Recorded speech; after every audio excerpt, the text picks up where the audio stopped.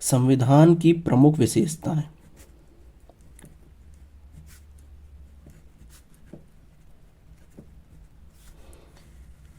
Mains के लिए ये एक बहुत ही इम्पोर्टेंट क्वेश्चन में से एक है जो कि सामान्यतः एग्जामों में पूछा जाता है। अगर हम संविधान की विशेषताओं की बात करें तो पहली संविधान की प्रमुख विशेषता है कि हमारा संविधान सबसे बड़ा लिखित संविधान है।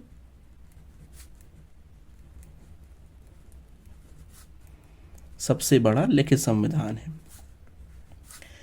इसके पीछे सबसे प्रमुख कारण क्या है? संविधान के लिखित बनने होने के पीछे का प्रमुख कारण यह है कि हमारा संविधान जो है इसको बनने में लगभग 2 वर्ष से 3 वर्ष का समय लग गया था। अब इसके पीछे प्रमुख विधि शास्त्री आइवर जेनिंग्स भी अपना कथन करते हुए कहते हैं कि संविधान हमारा जो है भारत का वो सबसे बड़ा लिखित संविधान है। ये इसकी सबसे प्रमुख विशेषता है कि हमारा संविधान जो है वो विश्व का सबसे बड़ा लिखित संविधान में से एक है। दूसरी इसकी प्रमुख विशेषता क्या है? हमारा संविधान उसकी जो उद्देशिका है वो प्रभुत्व संपन्न, समाजवादी, पंथ निरपेक्ष, लोकतंत्रात्मक गणराज्य की घोषणा करती है।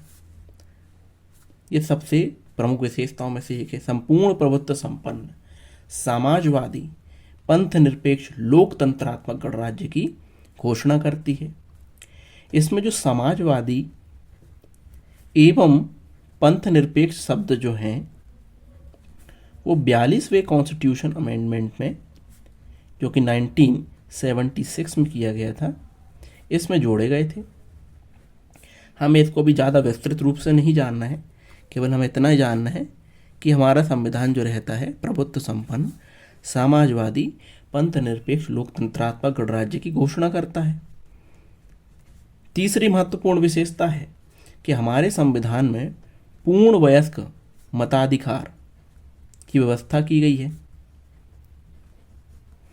पूर्ण वयस्क मताधिकार के अनुसार जो था, पहले मतदान की आयु जो थी वो 21 वर्ष थी, परंतु 61वें संविधान संशोधन के बाद यह आयु घटाकर 18 वर्ष कर दी गई। चूंकि हमारा संविधान क्या है, प्रजातंत्र है, इसलिए हमारी सरकार का जो चुनाव है हर 5 वर्ष में होता है। यह भी एक महत्वपूर्ण विशेषता है। चौथी महत्वपूर्ण विशेषता है संसदीय प्रणाली की सरकार की स्थापना।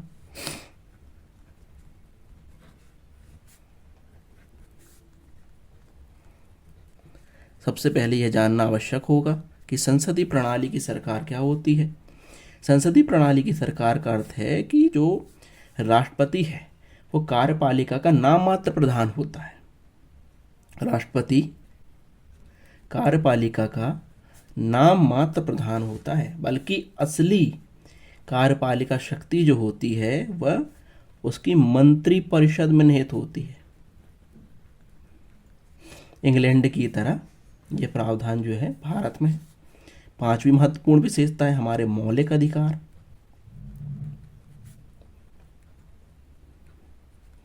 मौलिक अधिकार हमारे संविधान में कितने दिए गए हैं? 6 मौलिक अधिकारों की घोषणा की गई है, जिनको हम आगे विस्तृत रूप से जानेंगे। ये मौलिक अधिकार जो होते हैं वह किसी व्यक्ति के बहुमुखी विकास के लिए अत्यंत आवश्यक होते हैं। 6 मौलिक अधिकारों की हमारे संविधान में घोषणा की गई है। कौन कौन से ये मौलिक अधिकार? पहला है समानता का अधिकार, दूसरा है स्वतंत्रता का अधिकार, तीसरा है शोषण के विरुद्ध अधिकार, चौथा है धार्मिक स्वतंत्रता का अधिकार, पांचवा है संस्कृति व शिक्षा का अधिकार, और छठवां है संवैधानिक उपचारों का अधिकार।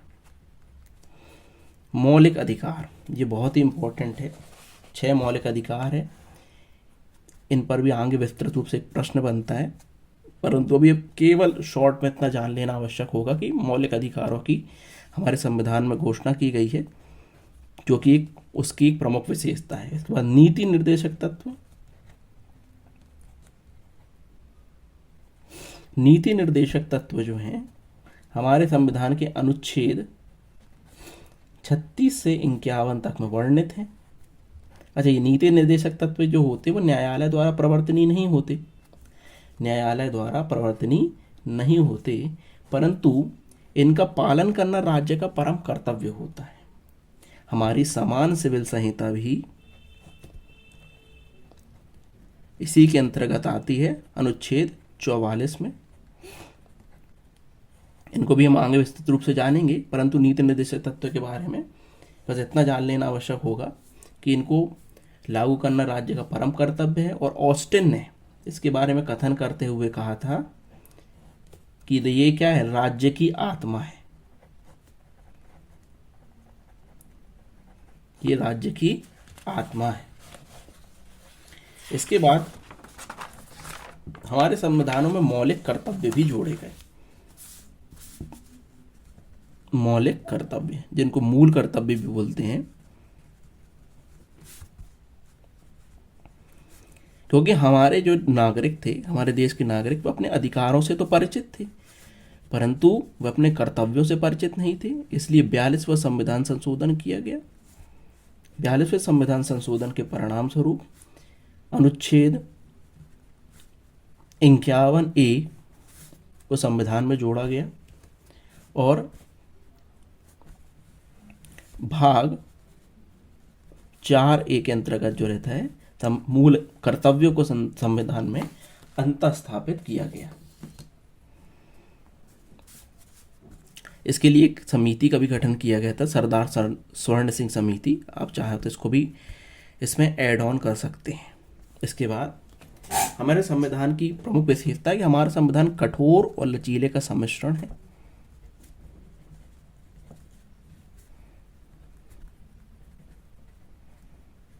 कठोर व लचीले का सम्मिश्रण है।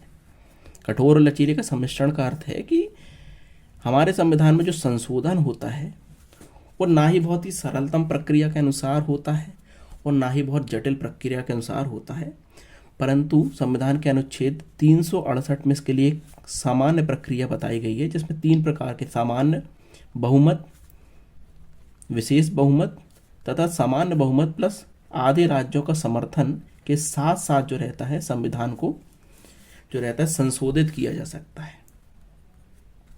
इसी प्रकार जो हमारा संविधान जो रहता है कठोर और लचीले का सम्मिश्रण है। हमारा संविधान एकात्मक तथा परिसंघात्मक का भी सम्मिश्रण है। एकात्मक तथा परिसंघात्मक का अर्थ क्या है कि हमारे संविधान में क्या हो जाता है, सामान्यता तो ऐसा है कि केंद्र और राज्य के बीच शक्तियों का बंटवारा रहता है, दोनों ही अपने अपने कार्य क्षेत्र पर कार्य करने के लिए पूर्ण रूप से स्वतंत्र होते हैं, परंतु कुछ परिस्थिति ऐसी होती है जब संविधान क्या रहता है, एकात्मक रूप धारण कर लेता है। उदाहरण के लिए जैसे हमारा आपातकाल की दशा में देखी जाए तो संपूर्ण शक्तियाँ केंद्र सरकार में निहित हो जाती हैं। इसी प्रकार हमारा संविधान सामान्यता तो परिसंघात्मक है, परंतु कुछ परिस्थितियों में एकात्मक रूप भी धारण कर लेता है। इसके बाद हमारे संविधान में न्यायपालिका की स्वतंत्रता भी सुनिश्चित की गई है। न्यायपालिका अपने कार्य अपने क्षेत्र पर कार्य करने के लिए पूर्ण रूप से स्वतंत्र है। आर्टिकल 50 भी इस बारे में घोषणा करता है कि कार्यपालिका की न्यायपालिका से स्वतंत्र कार्यपालिका की न्यायपालिका से पृथक्करण की व्यवस्था जो की गई है वो आर्टिकल 50 में भी की गई है। न्यायपालिका स्वतंत्र रूप से कार्य करेगी, उस पर किसी भी सरकार का और ना ही जो रहता है हमारी एग्जीक्यूटिव प्रशासन का जो रहता है किसी प्रकार का दबाव नहीं हो सकता, वो अपनी कार्य करने के लिए पूर्ण रूप से स्वतंत्र है। इसी प्रकार हमारे संविधान में जो है न्यायपालिका को भी स्वतंत्र रूप से अधिकार प्रदान किया गया है। इस प्रकार हमारे संविधान की ये विशेषताएं थी। आई होप कि सरलतम शब्दों में हमने इसको डिस्कस किया होगा। आगे भी हम और सारे प्रश्नों को डिस्कस करेंगे। तब तक के लिए धन्यवाद।